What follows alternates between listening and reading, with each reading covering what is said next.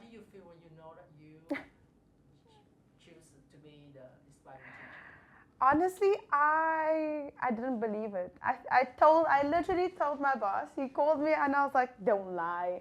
I told him he's lying. I literally said, don't lie. And he's like, you actually got it. And for me, it was, I think at the time it was, I'm not going to get sad about it, but I definitely think it was something that I needed.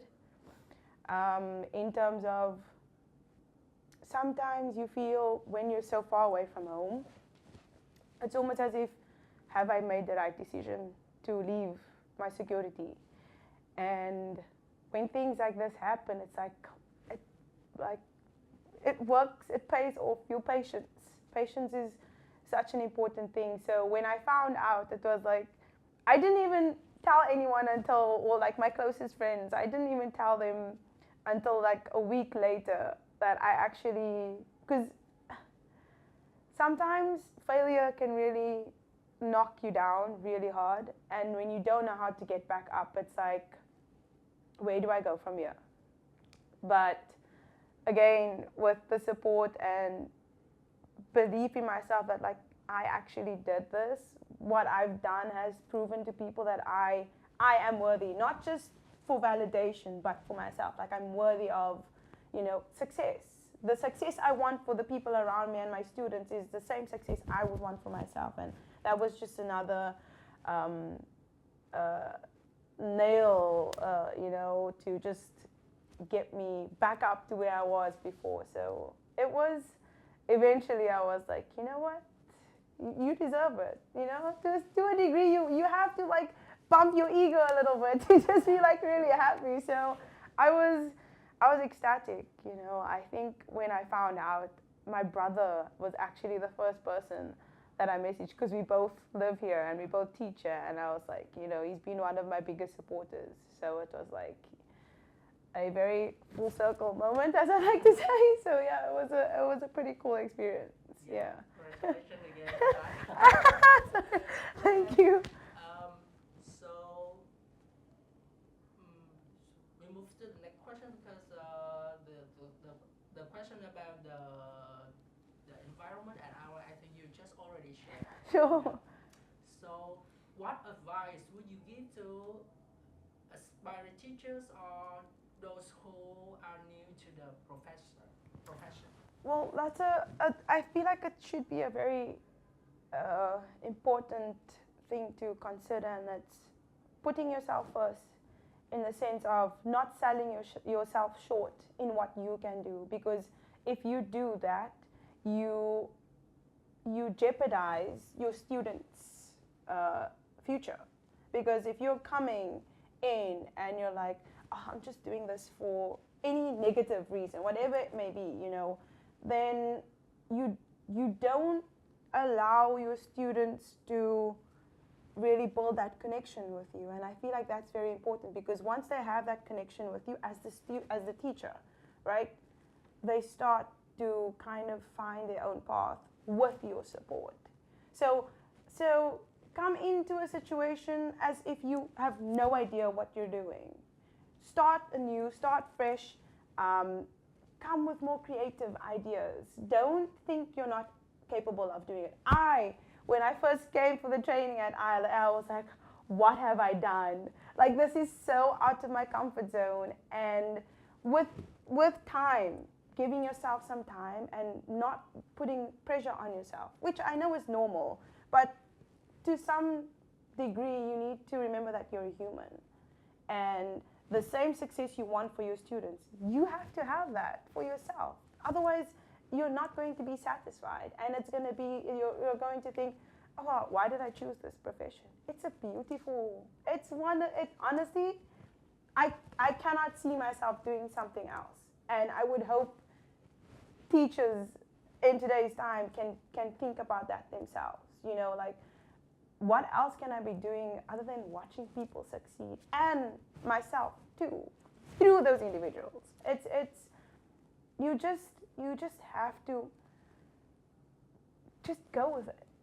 Go with it. Find yourself within that, and you'll see. I know it sounds too good to be true, but There's so many things that I never thought I would be here in this country doing what I love, and it's taken a long time for anyone, myself included, to say I actually love my job. But it's when I started really looking at how much I was giving and was I in it for the right reasons. And I feel that when you can do that, you are able to, you can do anything if you really put your mind to it. And I think that is the most important lesson. As new teachers struggling, teachers going through a dip, like I said, I myself have gone through something like that in the past, maybe even recently, but when you are able to gain a different perspective with the engagements you have with different people,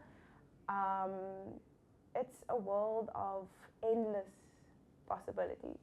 So you just have to think about that, and you're in, like that's life. You're content, you're happy, and that's all you can ask for. Thank you. So is there a particular words or motto that you live by as a teacher, and why?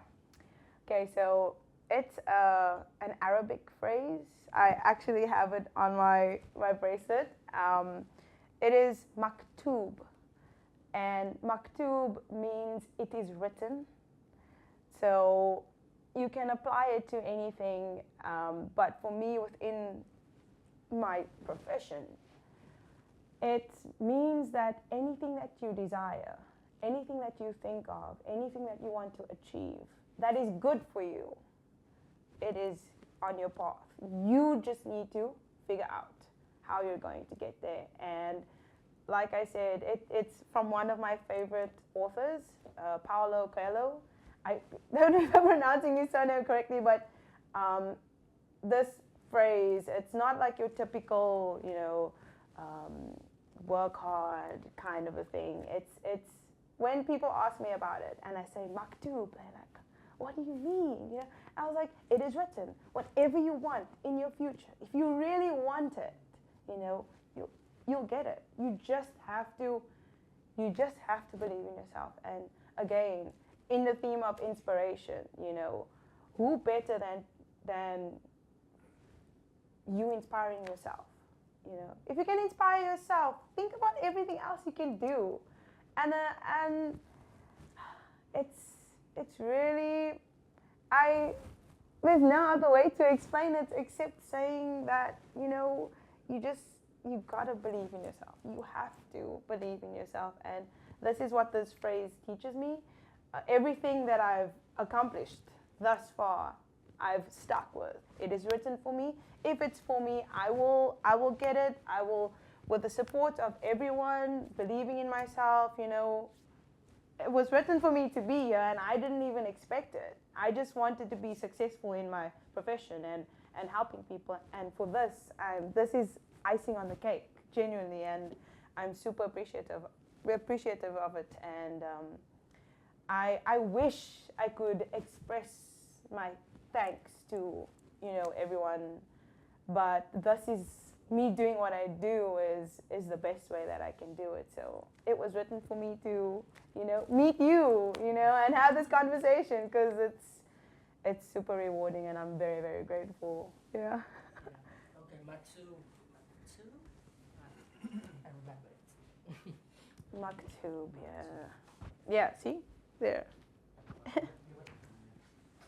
Sao vậy? Dán vào cổ. Bình thường xích ngang mày, ra cái bộ áo một chút, không thấy đâu. Ok.